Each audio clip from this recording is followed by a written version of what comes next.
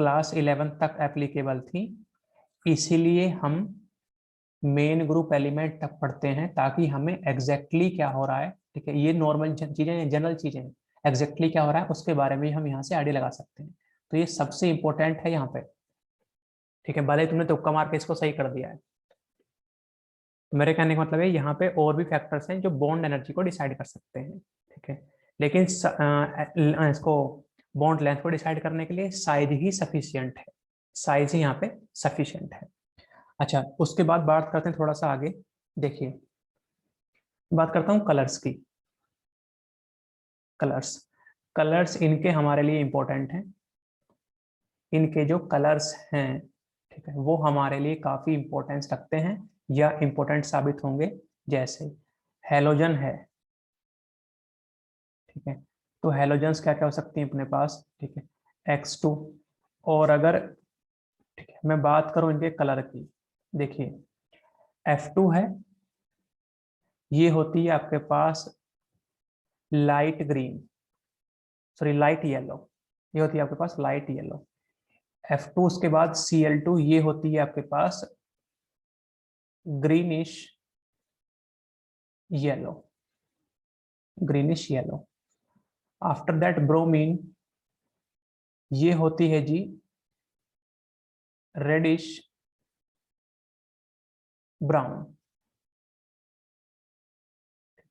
और जो आयोडीन है वो तो सबको पता है किस कलर का होता है जी, वॉयलेट। किस कलर का होता है ये, वॉयलेट। इनके कलर हमें कभी भी नहीं भूलने हैं। इनका रीजन मैं समझाता हूँ, ध्यान दीजिए कि जो एफ है Cl, Br और I।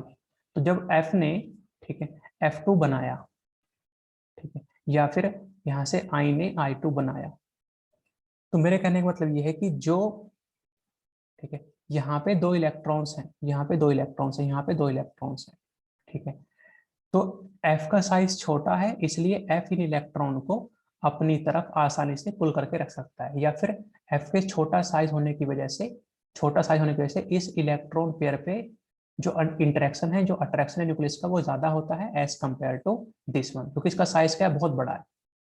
सिंपल सी कहानी है, अगर आप F से I की तरफ जाएंगे, ठीक है, तो साइज बढ़ता है, इसलिए हम बाहर वाले इलेक्ट्रॉन को आसानी से रिमूव कर सकते हैं, जिसको आप बोलते हैं आयोनाइजेशन एनर्जी। इसको आप बोलते हैं आयोनाइजेशन एनर्जी। लेकिन मैं अब हेलोजन की बात नहीं कर रहा हूँ, एग्जैक्टली मैं FCl-Bri की बात नहीं कर रहा हूँ, मैं बात करता हूँ F2Cl2Br2I2 की। तो उस केस में क्या होता है कि F से I तक साइज तो बढ़ा, लेकिन अब हम ये कह रहे हैं कि इन इलेक्ट्रॉन को, ठीक है, इन दोनों फ्लोरीन का इंटरेक्शन फील होता है, जो कि ज्यादा है बिकॉज ऑफ छोटा साइज, और यहाँ पे क्या होता है बिकॉज ऑफ बड़ा साइज ऑफ आयोडीन, इन दोनों इलेक्ट्रॉन को इंटरेक्शन कम फील होता है, इसलिए हम इन इलेक्ट्रॉन को आसानी से एक्साइट कर सकते हैं, इन इलेक्ट्रॉन को आसानी से एक्साइट कर सकते हैं, और उस एक्साइटेशन की वजह से ही कलर आता है, ठीक है। तो कलर क्यों आता है, कलर क्यों आता है, एक्साइटेशन ऑफ, ठीक है, excitation of electrons, excitation of electron. तो ये तो कलर का रीजन है। अब लेकिन जो कलर्स हैं आपको पता होना चाहिए, कलर्स क्या होते हैं, कॉम्प्लीमेंट्री। ठीक, कलर्स क्या होते हैं, कॉम्प्लीमेंट्री। और कॉम्प्लीमेंट्री के लिए हम एक कलर व्हील ड्रॉ कर सकते हैं, ठीक है, कलर व्हील हम ड्रॉ कर सकते हैं जहां पे वॉयलेट, और ये थोड़ा सा region indigo, blue, green, yellow, orange, red, yellow orange red. ठीक, अब मेरा क्वेश्चन आपसे ये है कि ये जो विजिबल रीजन है विबग्योर, इसमें लेफ्ट टू राइट अगर हम मूव करेंगे तो वेवलेंथ बढ़ेगी या घटेगी, वेवलेंथ जो है वो बढ़ेगी या घटेगी, जल्दी बताओ, कौन बताएगा मुझे,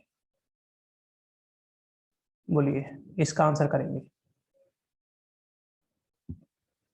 वेवलेंथ इंक्रीज होगी, सही बात है, इसका मतलब एनर्जी क्या होगी, डिक्रीज होगी। तो वेवलेंथ बढ़ी और एनर्जी क्या होगी, यहां से एनर्जी डिक्रीज होती है। तो जब एनर्जी डिक्रीज होती है तो एफ के केस में इंटरेक्शन क्या है, इंटरेक्शन क्या है जी आपका, मैक्सिमम। ठीक है, इस केस में इंटरेक्शन क्या है आपके पास, ठीक है, मिनिमम। तो ये जो मिनिमम इंटरेक्शन है, इसको कम से कम एनर्जी से, इसको कम से कम एनर्जी से आप एक्साइट कर सकते हैं। ठीक है, या फिर मैं कहता हूं I2 के इलेक्ट्रॉन को एक्साइट करने के लिए, ठीक है, कम एनर्जी की रिक्वायरमेंट है एज कंपेयर टू फ्लोरीन के इलेक्ट्रॉन को एक्साइट करने से। उसी वजह से उसी वजह से अगर मैं कलर की बात करूं, देखिए फ्लोरीन है X2, जो फ्लोरीन है यहाँ पे, उसका कलर कैसा है, लाइट येलो। तो अगर उसका कलर लाइट येलो है, तो मैंने यहां से येलो के अपोजिट क्या होगा, वॉयलेट। येलो के अपोजिट क्या होगा, वॉयलेट।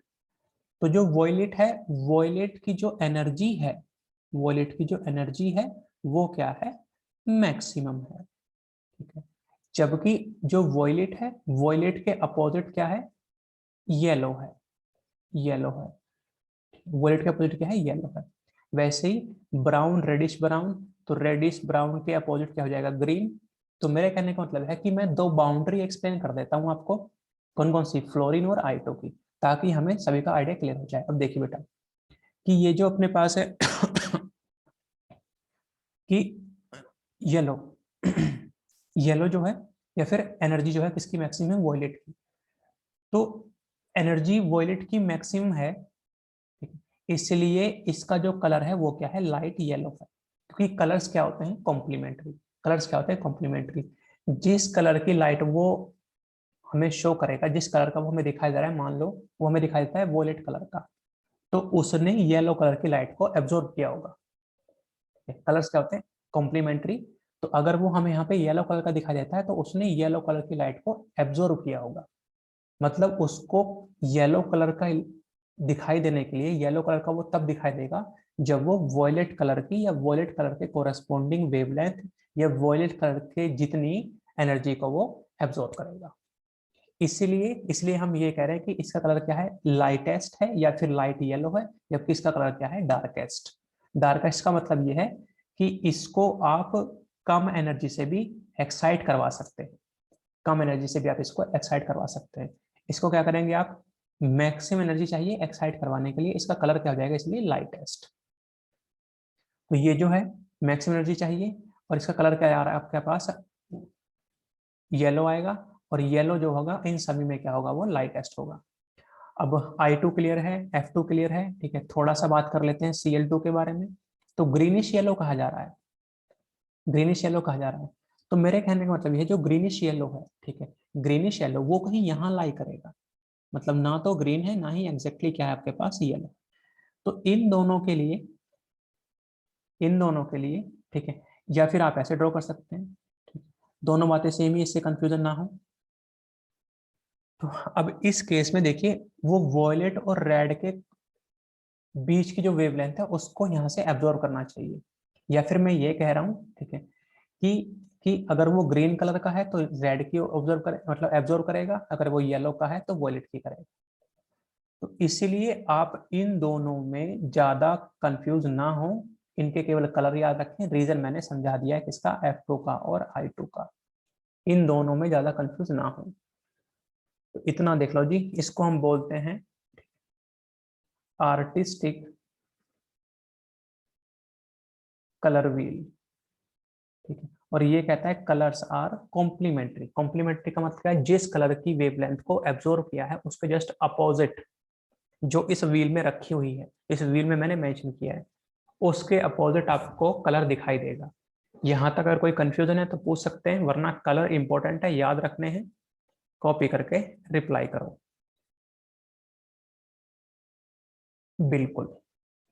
I2 के बारे में मैं ये कह रहा था कि जो I2 का कलर है वो कैसा है, वॉयलेट है। तो वॉयलेट कलर है, इसलिए उसने किस कलर की लाइट एब्जॉर्ब की होगी, येलो कलर की। तो येलो में देखिए, येलो ये रहा, येलो की जो एनर्जी है वो किससे कम है, वॉयलेट से कम है। इसलिए इसलिए वो F2 के रेस्पेक्ट में कम एनर्जी लाइट एब्जॉर्ब करता है, क्योंकि क्योंकि I2 के जो इलेक्ट्रॉन में उन पे इंटरेक्शन क्या है, कम है।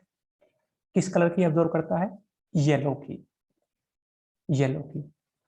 तो येलो की और F2 किसकी ऑब्जर्व करता है? वॉयलेट की। तो F2 वॉयलेट की एनर्जी ज्यादा है, येलो की एनर्जी कम है, तो F2 जो है वॉयलेट की इसलिए ऑब्जर्व करता है क्योंकि जो F2 के इलेक्ट्रॉन पे इंटरेक्शन है वो ज्यादा है, इस पे क्या है वो कम है, इसलिए इसलिए F2 ने किसकी ऑब्जर्व की? वॉयलेट कलर की वेवलेंथ। और किस कलर का अपीयर हुआ? येलो कलर का। और इसका कम एनर्जी से काम चल गया तो इसने किस कलर की ऑब्जर्व की? येलो की। और किस कलर का अपीयर हुआ? वॉयलेट का। तो मैंने कंपैरेटिव स्टडी की है। कंपैरेटिव। हम मॉलिक्यूल को देख के नहीं बता सकते कि ये किस कलर की लाइट एब्जॉर्ब करेगा, हम मॉलिक्यूल को देख के नहीं बता सकते जब तक कि उसका कलर हमें ना पता हो। Clear everyone? कोई और दिक्कत?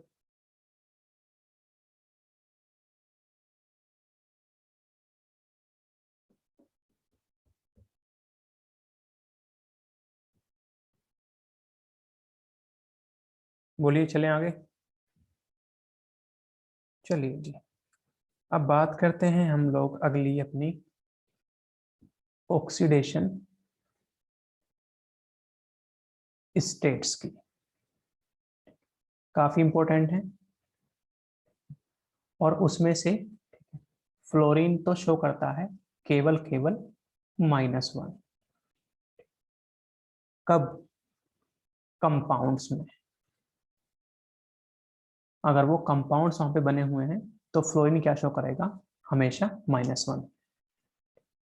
बाकी Cl, Br, I, -1, +1, +3, +5, +7। ठीक है, एक बार मैं इसको एक्सप्लेन करना चाहता हूँ। देखिए, एक हेलोजन एटम है X, जिसका इलेक्ट्रॉनिक कॉन्फ़िगरेशन क्या है? जनरल इलेक्ट्रॉनिक कॉन्फ़िगरेशन क्या है? NH2 NP5। अब चूंकि फ्लोरीन तो मोस्ट इलेक्ट्रोनेगेटिव एलिमेंट है, इससे तो कोई इलेक्ट्रॉन ले नहीं पाएगा, मतलब इसको तो कोई पॉजिटिव नहीं कर पाएगा, इसलिए मैं X को क्या ले सकता हूँ? Cl, Br और I। अगर मैंने मान लो X को Cl लिया तो इसका कॉन्फ़िगरेशन क्या हो जाएगा? 3s2 3p5। और इससे पहले क्या हो जाएगा? ठीक है, नियोन। ठीक है, तो नियोन को मैं नहीं लिख रहा हूँ, नियोन ये लीजिए, ये भी मैंने कर दिया। नियोन कितना हो जाएगा? Atomic number 10। अब यहां से 3d तो वैकेंट होगा ही होगा। तो ये है आपके पास ground state of chlorine. First excited state जो क्लोरीन की होगी वो क्या होगी? वो यहाँ से 3s2 3p में कितने इलेक्ट्रॉन है अपने पास? 5 इलेक्ट्रॉन थे। 3p में यहाँ से 5 इलेक्ट्रॉन थे, तो एक इलेक्ट्रॉन यहाँ से उठेगा और क्या बनेगा? 3p4। ठीक है, ये आपके पास जाएगा किसमें? 3d1 बनाएगा। और इस टाइप से कॉन्फ़िगरेशन आपके पास निकल के आ जाएगा जी। ये रहा, यहाँ एक इलेक्ट्रॉन आ चुका है, इसका मतलब यहाँ से आप इसको हटा के इधर लिख सकते हैं। Coming to second excited state, ठीक, उस केस में जो Cl है वो क्या करेगा आपके पास? 3s2 3p3 और 3d2 बना देगा। तो कॉन्फ़िगरेशन हमें ऐसा दिखाई देने वाला है, ध्यान से देखेंगे बेटा। जो एक इलेक्ट्रॉन था ये भी अनपेयर हुआ। ठीक है, अब यहाँ से डी में आ गए कितने इलेक्ट्रॉन? 2 इलेक्ट्रॉन। डी में आ गए कितने? 2 इलेक्ट्रॉन्स। ठीक है, अब अगर मैं थर्ड एक्साइटेड स्टेट की बात करूं, ठीक है, हम एक के बाद एक उसको एक्साइट करते जा रहे हैं, उसका रीजन मैं बताने वाला हूं अभी। कि यहाँ से एक इलेक्ट्रॉन अब अनपेयर होगा, यहाँ पहुंचेगा, तो कितना? 3s1। और अब इसके बाद में ये तो था ही 3p, तो ये 3p बचा हुआ था, इसको भी ड्रॉ कर देते हैं। 3s1, ये 3p3, and now this one is going to be 3t3।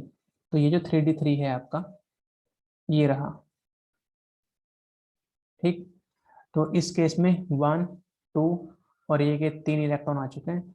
अब हम क्लियरली कह सकते हैं कि यहाँ से, ठीक है, यहाँ से कितने बॉन्ड बना सकता है अगर वो ग्राउंड स्टेट में है? तो ग्राउंड स्टेट का मतलब है 3s2, ये रहा, और 3p5। तो ग्राउंड स्टेट का मतलब क्या है? यहाँ से 3s2 3p5। तो यहाँ से, ठीक है, केवल ये जो एक अनपेड इलेक्ट्रॉन है इसकी वजह से +1 शो कर सकता है, इसकी वजह से क्या कर सकता है वो? +1, अगर इलेक्ट्रॉन उसने अपना किसी को दे दिया। और यहाँ से कितने अनपेड हो गए? 1 2 3। तो यहाँ से कितनी शो कर सकता है? 3 शो कर सकता है, ऑक्सीडेशन नंबर 3 शो कर सकता है। वैसे ही 1 2 3 4 5 5 शो कर सकता है। यहां से चेक कर पा रहे हैं आप, 1 3 3 कितनी शो कर सकता है, 7। तो बेटा ये जो ऑक्सीडेशन नंबर है बेसिकली, ये +1 +3 +5 +7 कैसे शो होंगी, बाय शेयरिंग। ठीक है, बाय शेयरिंग ऑफ इलेक्ट्रॉन ये ऑक्सीडेशन नंबर आपकी शो कर सकते हैं कौन, Cl Br और I। रही बात -1 की, तो -1 तो ये जनरली शो करेंगे किसके साथ, लेस इलेक्ट्रोनेगेटिव एलिमेंट के साथ। तो -1 को कंपाउंड में देख लेंगे। आप पहले +1 से लेके +7 तक दिमाग लगाइए, बताओ पॉसिबल हो पा रहा है कि नहीं। अगर कोई डाउट है तो पूछ सकते हैं, वरना कॉपी करके रिप्लाई करिए। इनकी रिएक्टिविटी विद या फिर reaction with hydrogen, reaction with hydrogen. तो अगर इसकी जनरल रिएक्शन बात करें, जनरल रिएक्शन क्या हो जाएगी, H2 + X2 क्या बनाएंगे यहाँ से, ट्वाइस ऑफ HX, मतलब एसिड्स बन रहे हैं। लेकिन एसिड्स कहना सही रहेगा या गलत, उसको भी डिसाइड किया जाएगा। उससे पहले HX तो बनेगा, एसिड है नहीं है डजेंट मैटर। तो मैं अगर यहाँ से बात करता हूँ, मान लीजिए आपने H2 + F2 लिखा, तो यहाँ से बनेगा आपके पास ट्वाइस ऑफ HF। लेकिन ये जो रिएक्शन है ये होती है वायलेंट, हाईली हाईली ये रिएक्शन क्या होती है, वायलेंट, वायलेंट जी। अच्छा, अब इसलिए हम इस रिएक्शन को करवाना प्रेफर नहीं करते, because of its violent nature. अगर मैं यहाँ पे बात करूं H2 + Cl2 की, ठीक है, तो यहाँ से बनता है ट्वाइस ऑफ HCl। ठीक है, तो ये रिएक्शन जो है, ये रिएक्शन आप सनलाइट की प्रेजेंस में करवा सकते हैं। सनलाइट, या आप इसको HNO लिख सकते हैं, HNO की प्रेजेंस में आप आसानी से इसको करवा सकते हैं। दूसरा H2 + ये जो Br2 है, अगर आप इसको बात करते हैं तो यहाँ से बनेगा आपका ट्वाइस ऑफ HBr। और इसको हमें करना पड़ता है थोड़ा सा हीट, थोड़ा सा हीट इसको करना पड़ता है, तब जाके HBr बनता है। अगर बात करेंगे H2 + यहाँ से I2 की, ठीक, और इसमें HI बन जाएगा। तो हीट के साथ साथ हमें चाहिए होता है PT as a catalyst, PT as a catalyst. अब ये तो बन गए, लेकिन मैं आपको होमवर्क ये देता हूं कि आप पता करके लेके आएंगे कि why this reaction is violent and why this reactions require heat, कि ये हीट क्यों, इनको ही इसमें हीट क्यों लगती है। बट उससे पहले बताना ये चाहूंगा मैं आपको कि F2 का जो बॉन्ड था, F2 का जो बॉन्ड था, ठीक है, वो क्या था, वो तो स्ट्रॉन्गेस्ट था। थोड़ी देर पहले डिस्कस किया हमने, F2Cl2 और यहाँ से Br2 और I2, ठीक है, ये स्ट्रॉन्गेस्ट था, बिल्कुल नहीं। बॉन्ड डिसोसिएशन एनर्जी की अगर बात करूंगा तो उसका ऑर्डर था आपके पास Cl2 Br2 F2 और I2। एक तो आपको इस फैक्टर का यहाँ पे इस्तेमाल करना है, ठीक है, इनको एक्सप्लेन करने के लिए। दूसरा आपको यूज करना है साइज का, दूसरा आपको यूज करना है साइज का, मतलब कौन से साइज का, बॉन्ड लेंथ का, बॉन्ड लेंथ का। इन दोनों फैक्टर की हेल्प से आप पता करके लेके आएंगे कि वायलेंट क्यों है, हीट इसमें क्यों रिक्वायरमेंट होती है। इतना कॉपी करो, और आज के लिए ये काफी हो चुका है। बाकी लोग क्या कहते हैं, बाकी लोग को क्या क्या कहना है, बताओ जी।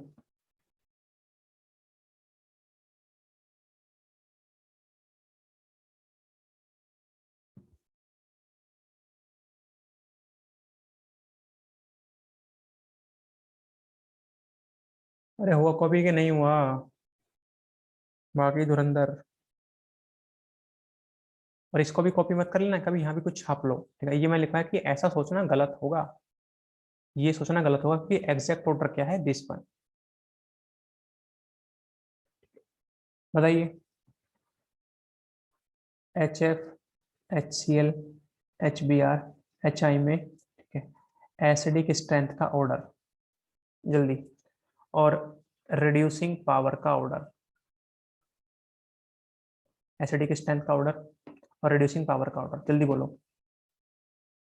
HF HCl HBr HI में, ठीक है, HF से HI की तरफ एसिडिक स्ट्रेंथ बढ़ेगी या घटेगी, रिड्यूसिंग पावर बढ़ेगी या घटेगी? बोलिए। एसिडिक स्ट्रेंथ बढ़ेगी। What about reducing power?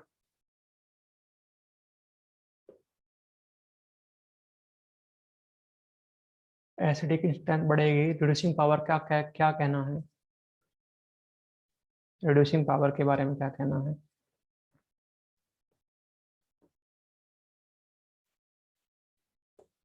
अरे बाकी कहाँ मर गए? ये दो तीन लोग हैं क्या?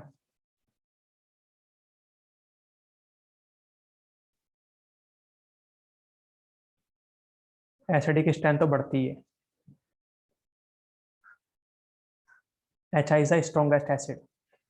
और चूंकि चूंकि ये जो बॉन्ड स्ट्रेंथ है एच एफ से लेके, ठीक है, HCl, HBr और HI, ठीक है, तो ये बॉन्ड स्ट्रेंथ जो है लगातार क्या हो रही है, डिक्रीज हो रही है। बॉन्ड स्ट्रेंथ क्या हो रही है, लगातार डिक्रीज हो रही है, जिसकी वजह से HI इजीली, आप कह सकते हैं अकॉर्डिंग टू एसिडिक स्ट्रेंथ या फिर according to this bond strength, दोनों रीजन सेम ही है। तो HI आसानी से क्या प्रोवाइड कर देगा, हाइड्रोजन। जितना आसानी से कोई हमें हाइड्रोजन प्रोवाइड करता है उतना ही क्या होता है वो, अच्छा reducing agent.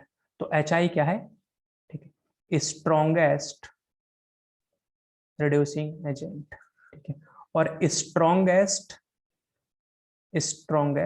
Acid reducing agent कौन होता है, जो हमें बहुत आसानी से क्या प्रोवाइड कर दे, हाइड्रोजन।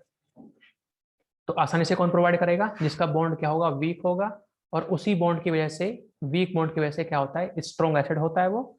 और उसी बॉन्ड की वजह से क्या होता है, स्ट्रॉन्गेस्ट रिड्यूसिंग एजेंट। दोनों ऑर्डर क्या है, इंक्रीज होने वाले हैं। लिख लो, बाकी मिलते हैं कल। लिख लो जिनको, बाकी मिलेंगे हम कल। क्लियर? बोलो डन। बोलिए।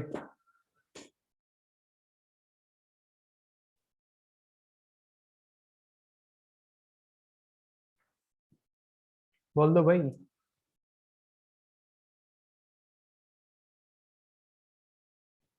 तो ये लिख लो, क्वेश्चन मैंने लिख दिया, दोनों बढ़ेंगी, ठीक है, रीजन बता ही दिया आपको। चलिए बाकी देखते हैं जी कल। चलो मजे करो तब तक।